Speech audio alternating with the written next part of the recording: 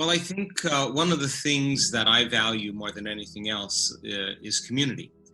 And in a time of quarantine, in a time of isolation or separation and distancing, if you live as materialist, you will experience separation from everyone and everything. And we are typically right now breaking from our routine. We're breaking the habit of being ourselves, as you said. We're not waking up every morning and doing the same things and going to the same places and seeing the same people at the exact same time. There's been a disruption in the known for us, and the whole entire world is experiencing this. And as you said, you can see this as a retreat from your life.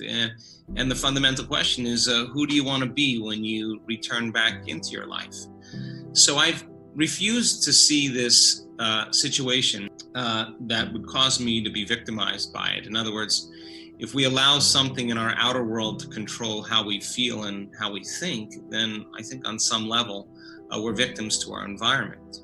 So I want to see it as an opportunity to connect to our community. And so we've done an online course for our advanced community. And when our research is applied to this particular situation, in other words, this is a great time for all of our work, our inward work, to matter the most. This is when it counts the most.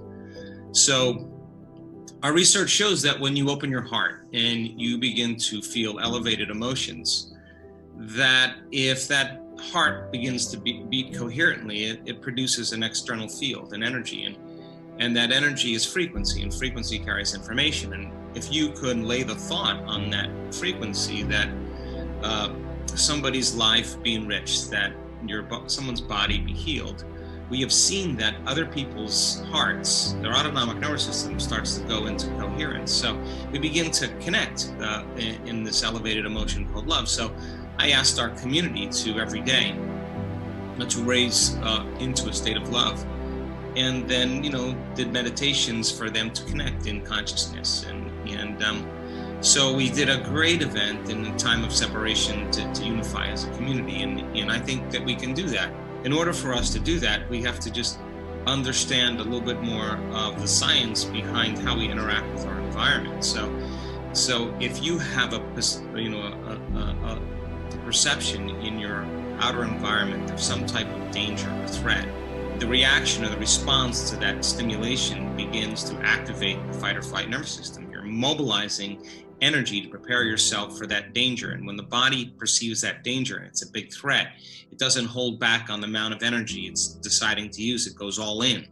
So for the short term, that's fine. But if you keep doing it over and over again, you keep knocking your brain and body out of balance. And that's what stress is. And the repetition of that, keep knocking the body out of balance, begins to weaken the organism.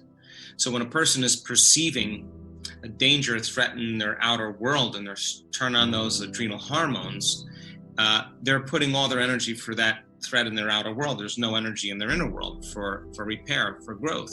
So a person who's constantly feeling fear because they believe something out there is going to get them, they're more susceptible to things in their outer environment, and their immune system is compromised. So they actually have more of a propensity for infections, for foreign agents or invaders, because now their body is reacting and constantly responding to the outer world. So our research shows that if you trade those emotions of fear, worry, of anxiety, of any vigilance, and you can open your heart, and I know that that doesn't seem natural or normal during these times, but if not now, when? And if you can begin to feel gratitude and appreciation and settle your body into the present moment, 4 days of feeling an elevated emotion would actually strengthen your immune system by about 50%. We've done the research to show that once energy makes it into your heart, the body begins to, it's so objective that it doesn't know the difference between the emotion you're feeling by thought alone and some emotion you would feel from some reaction in your environment. Your body in that state is beginning to believe it's safe enough to relax into the present moment. And so when that occurs, the immune system begins to upregulate, and it begins to make these antibodies.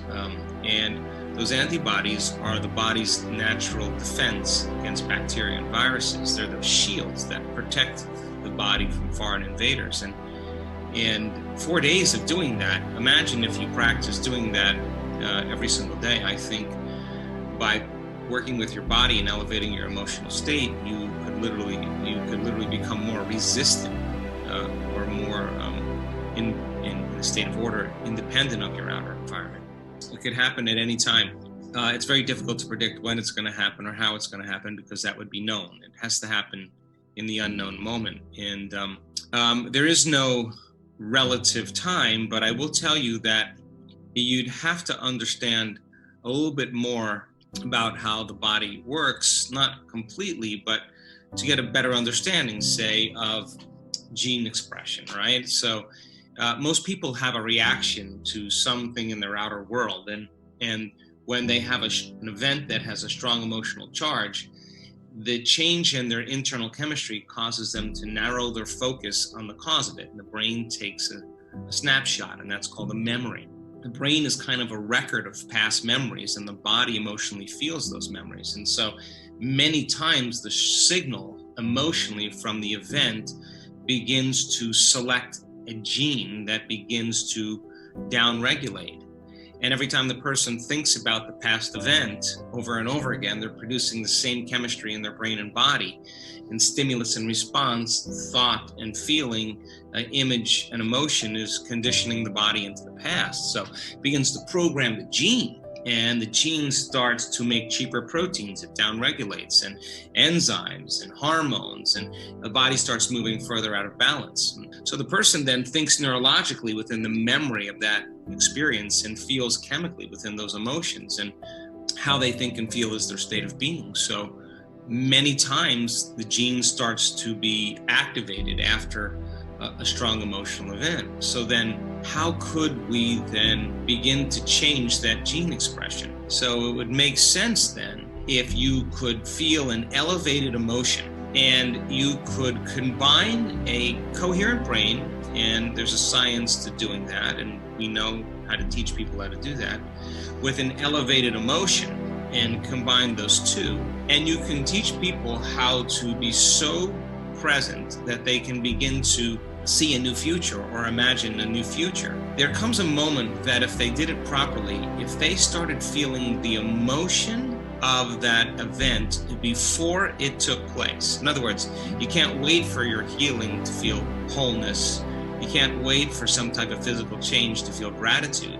That's living in separation or lack. That's waiting for something out there to tell you you're changed in order for you to feel that kind of separation or emptiness taken away. But if you start to feel the emotion, the stronger the emotion you feel from the inner event, the more you're going to pay attention to the picture in your mind. In a sense now, you're changing your brain and body from living in the past present reality to living in a future present reality.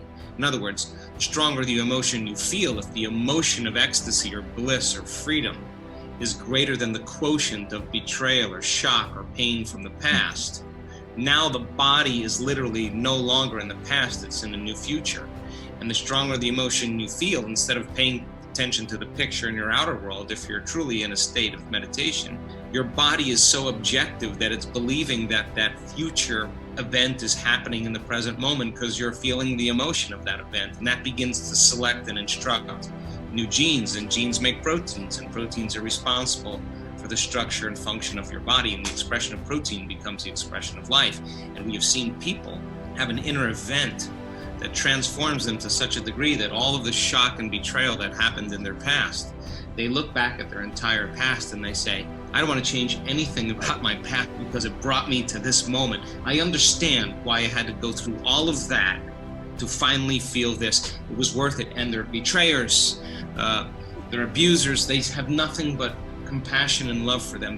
They're seeing it from a different level of consciousness, not from the same emotion. And the memory without the emotional charge is wisdom, and the person now no longer is living in the past. And so that's what we want people to experience, that inner event, that it replaces the circuitry, the gene expression of the past into a new program of the future.